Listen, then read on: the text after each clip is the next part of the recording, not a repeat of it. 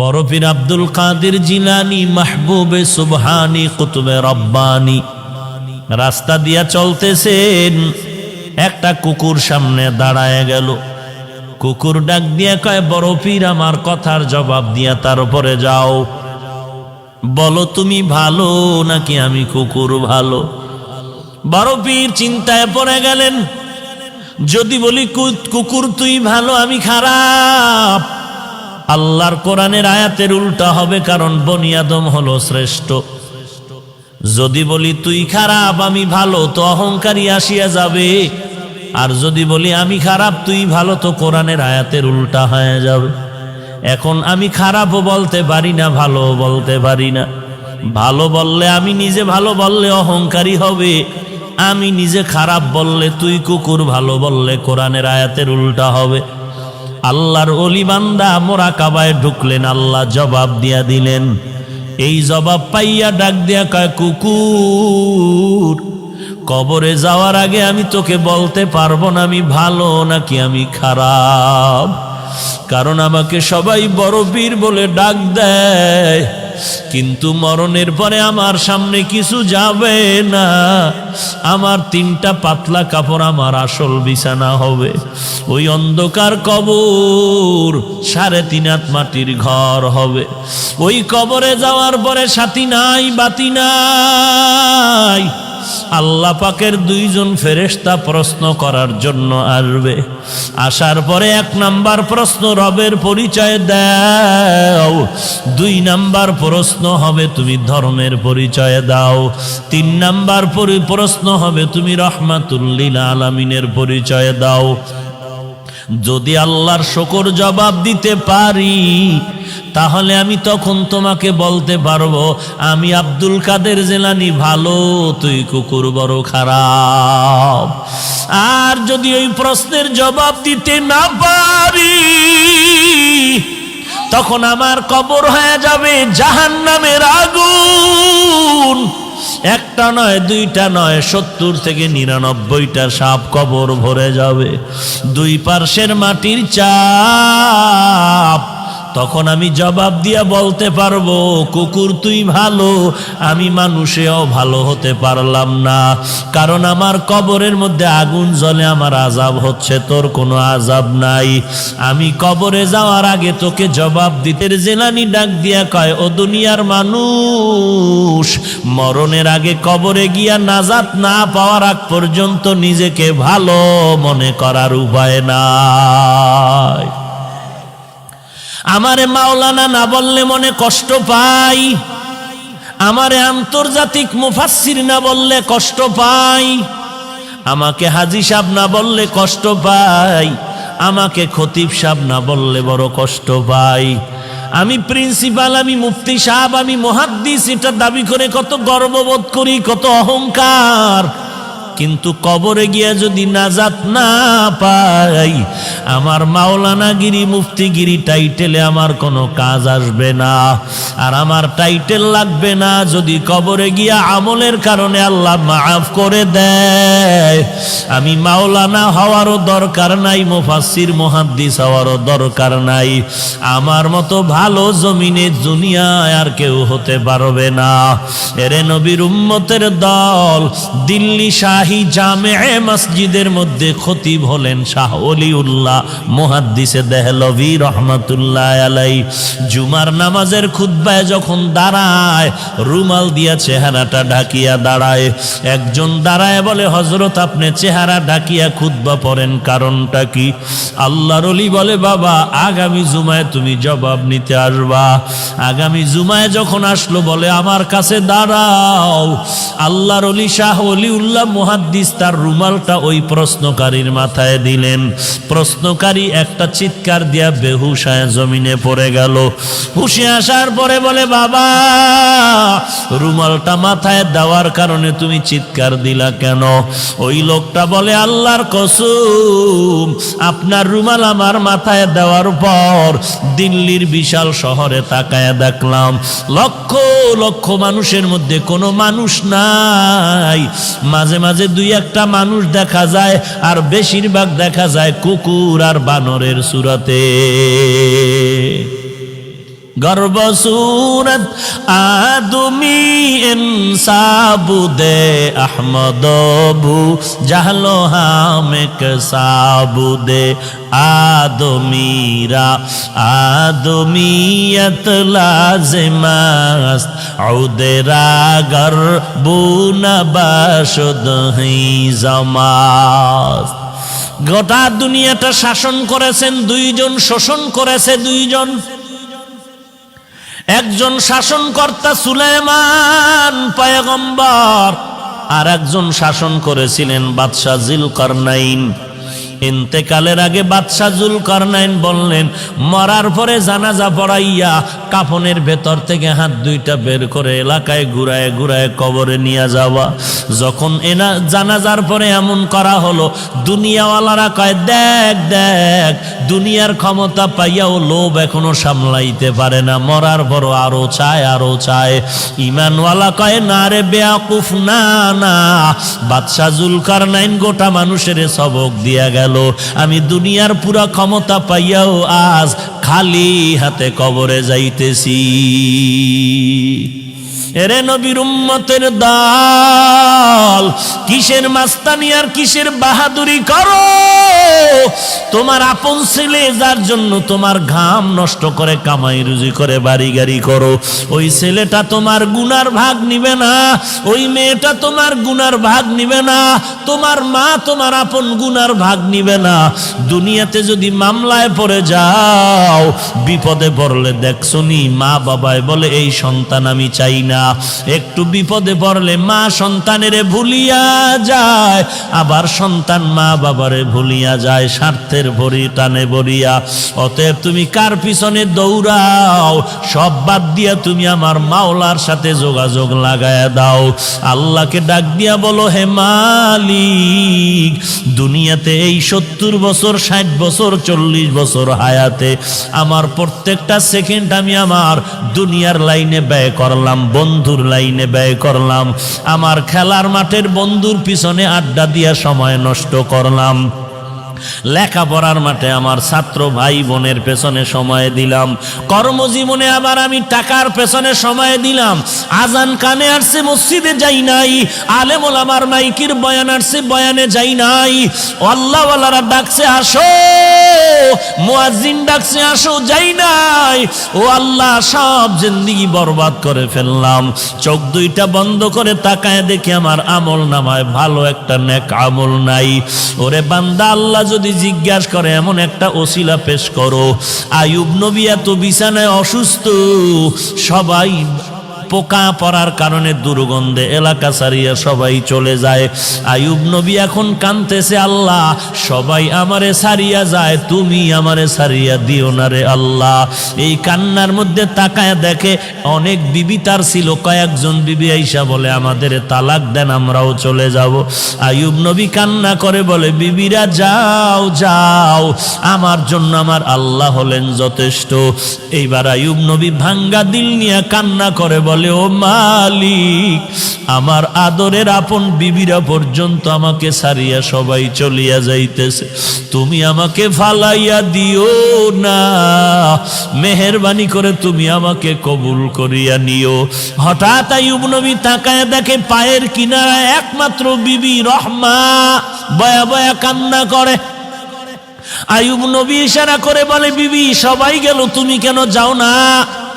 ইউসুফ নবীর কন্যা রহিমা, কিন্তু আসল নাম রহমা, তুমি যাও। বলে, না না, আমাকে যেতে বলবেন না পয়গম্বর। কারণটা কি? বলে, আমি আপনার খেদমতে আমার জীবনটা কাটায় দিতে চাই। কারণ কি? বলে, হাসরের ময়দান তো বড় কঠিন, একটা নেকের টানে মা বাবায় জাহান্নামে যাবে, ছেলে মেয়েরা জান্নাতে যাবে।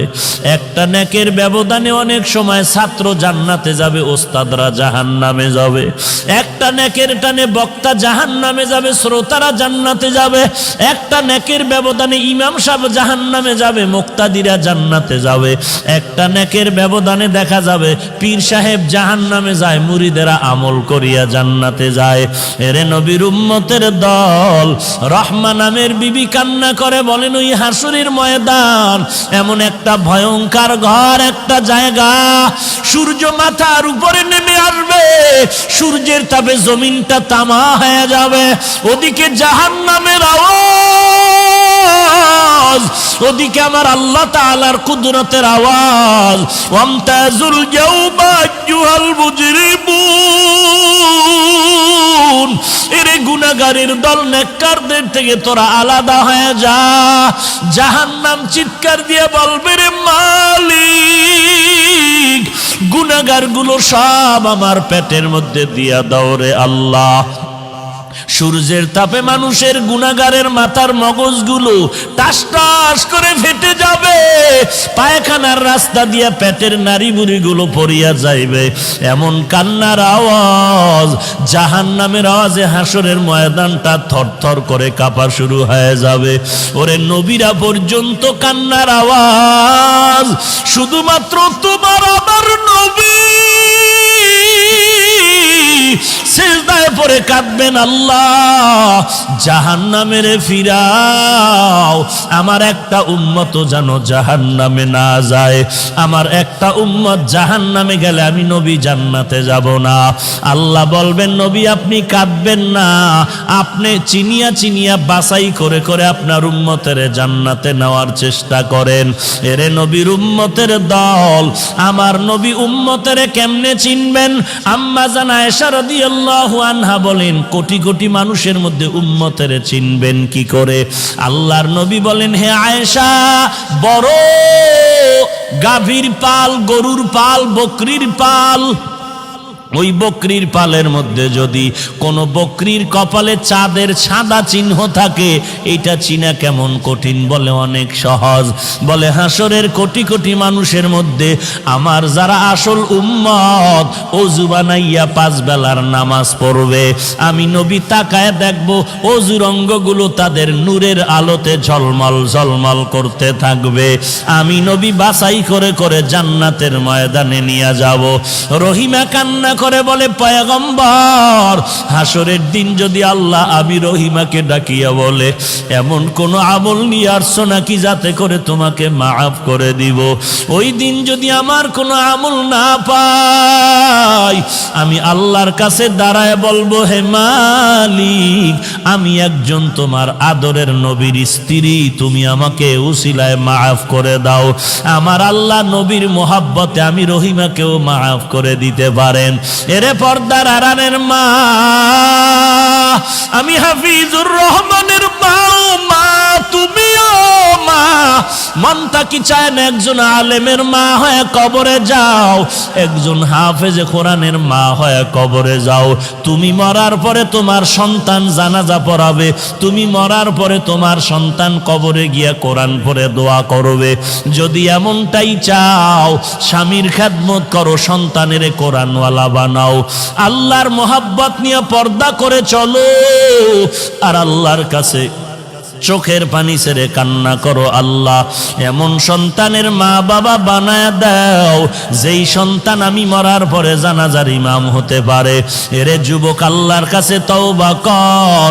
যৌবনের 3 ভাগের 2 ভাগ গুনাহের কাজে ব্যয় করছো, আর কয়দিন বাহাদুরি করবি? এখান থেকে ঘর পর্যন্ত যাওয়ার গ্যারান্টি তোর হাতের মধ্যে নাই। এরে যুবক, আমিও তো তোর মতো একটা যুবক সন্তান। তোর ডানে বামে তাকায়া দেখ, তোর মতো যুবক স্কুল কলেজে পড়ে নামাজ বাদ দেয় না, তুই কেন পারো না? তোর মতো যুবক র্যাব আর্মি পুলিশ বিডিআর চাকরি করে নামাজ বাদ দেয় না, তুমি কেন পারো না? তোমার মতো যুবক তাকায় দেখো, কৃষি কাজ করে, নদীতে কাজ করে, শ্রমিকের কাজ করে, নামাজ বাদ দেয় না, তুমি কেন পারো না? কয়দিন আর গুনার কাজ করবি রে বাবা? জাহান্নামের আগুন কি সহ্য করতে পারবি? আল্লাহর কোরআনটাকে তুই কি মিথ্যা মনে করেছো? নবীর হাদিস কি মিথ্যা মনে করেছ? আল্লাহর কোরআনের আওয়াজ। এক জাররা পরিমাণ গুনাহ নিয়ে যদি কবরে যাও, ওই কবরের দুই পার্শ্বের মাটির চাপ পাজরের হাড় চুরমার হয়ে যাবে, সহ্য করতে পারবি না রে আল্লাহর বান্দা। তওবা কর, আল্লাহর কাছে কান্না কর। ও আল্লাহ, জীবনে আর কোনোদিন নামাজ ছাড়ব না, বেপরদায় চলব না, আর কোনোদিন মা বাবার সাথে বেয়াদবি করব না, আলেম ওলামাদের সাথে বেয়াদবি করব না, আর কোনোদিন দেশের বিরুদ্ধে জাতির বিরুদ্ধে ষড়যন্ত্র করব না, সহিভাবে কোরআন পড়ে নামাজ পড়ব, নবীর তরিকায় চলব। ওয়াইলুল লিকুল্লি হুমাযাতিল লুমাযাহ, যারা মানুষের পেছনে পেছনে দোষ বলে বা মানুষের নামে বানায় বানায় অপবাদ দেয়, ওয়াইল নামক জাহান্নাম। ওয়াইলু ইয়াউমাইযিল লিল মুকাদ্দিবিন, যারা মিথ্যা কথা বলে তাদের জন্য ওয়াইল নামক জাহান্নাম। ওয়াইলুল লিল মুতাফফিফিন, যারা ব্যবসা করতে গিয়া মাপে ভেজাল দেয়, কাস্টমারের ঠকায়, এদের জন্য ওয়াইল নামক জাহান্নাম। ওয়াইল মারাত্মক এক জাহান্নাম। অথচ আবার ব্যবসায়ীদের জন্য সুসংবাদও আছে। রহমতের নবী বলেন, তাজিরুস সুদুকুল আমিন মান নাবিয়িন ওয়াস সিদ্দিকিন ওয়াশ শুহাদা। রহমতের নবী বলেন, ব্যবসা করতে গিয়া যারা সততার সাথে করবা, কাস্টমারের কখনো মিথ্যা বলবা না, ধোঁকা দিবা না, আমি নবী ওয়াদা করলাম আমার সাথে তোমার জান্নাত হবে। আর যারা দোকানে লেখছে বিক্রি করা মাল ফেরত নেওয়া হয় না, এরা ধোকাবাজ। এরা কি বাজ? ধোকাবাজ। এরা সঠিক ব্যবসায়ী না, রসুলের সুসংবাদ প্রাপ্ত ব্যবসায়ী না। আল্লাহ হেদায়েত দান করুন।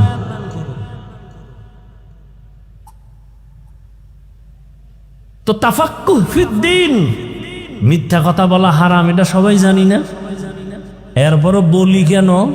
আমি হুজুরেও বলি, আপনিও বলেন। টাকা পাইবে একজনে আমার কাছে, আমি ঘরের মধ্যে মোবাইল কানের মধ্যে লাগায় হঠাৎ করে ধরি না পাওনাদারের যে টাকা পাবে ওর ফোন ধরি না, ফট করে একটা অচেনা নাম্বার দিয়ে দিছে, রিসিভ করে ফেলছে। আরে কই আপনি? ঘরে বই এখানে আমি জমিনেই নেই। কয়েকদিন পেশায় ধইরা ফেললাম, কিরে তুই ঘরের মধ্যে ছিলি, মিথ্যা কথা বললি কেন? জমি নেই নাই। আসলে মিথ্যা বলি নাই, আমি খাটের উপরে বওয়া আছিলাম।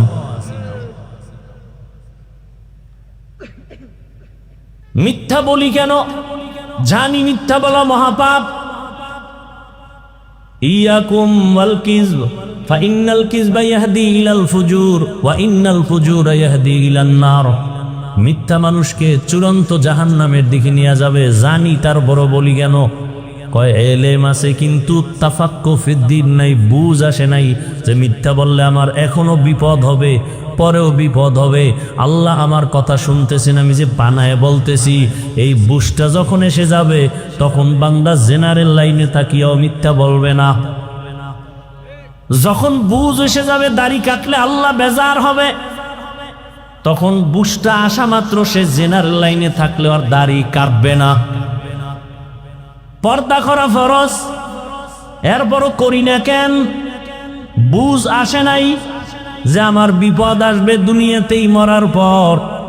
বুঝটা যখন এসে যাবে তখন বান্দা জেনারেল লাইনে থাইকাও পর্দা রক্ষা করে চলবে। আর এই বুঝটা যখন আসবে না, তখন আমি হুজুর হইয়াও মহিলারে নিয়া আড্ডা দিব, গল্প করব। আল্লাহ দিনের সহি সমাজ আমাদের দান করেন।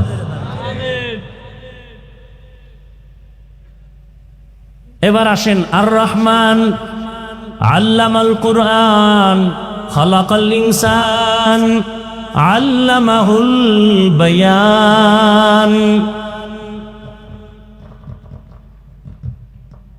রহমান হলেন তিনি, কোরআন শিক্ষা দিলেন যিনি। রহমান হলেন তিনি, মানুষ সৃষ্টি করলেন যিনি। রহমান হলেন তিনি, বয়ান শিক্ষা দিলেন যিনি। এই কথাগুলোর ব্যাখ্যা দেওয়ার আগে আমি একটু হালকা ভূমিকা টানবো, এরপরে ব্যাখ্যায় ঢুকবো। উঠা বসা করবেন না, শুরুতেই বলছি। আমি আপনাদের কাছের মানুষ, আপন মানুষ, এই মনে করে মাহফিলের বরকত নষ্ট করবেন না। এখানে কাউকে জোর করে বসানো হয় নাই, আল্লাহ দয়া করে বসাইছেন। আপনার কপাল এত খারাপ কেন? আসলে কপাল খারাপ হইলে ফিরায় কে? যদি কপাল পুরিয়াই যায় তা হাফিজুর রহমান কেন আর মক্কা মদিনার ইমাম কেন? স্বয়ং রসুলও যদি বয়ান করে ওর কপাল খোলেন। রহমতের নবী যাকে দেখলেই জাহান্নামের আগুন হারাম, কেমন মায়ার নবী আমার, এক নজর দিবে পেটের ক্ষুধা নিবারণ হয়ে যাবে। কেমন রহমতের নবী আমার, যেই নবীর শরীর মোবারকে মশা মাছি পড়া হারাম। রহমতের নবী দিনের বেলা হাঁটেন, সূর্যের গরম নবীরে কষ্ট যেন না দেয়, মেঘের খণ্ড ছাতা হিসাবে ছায়া দিতেছে।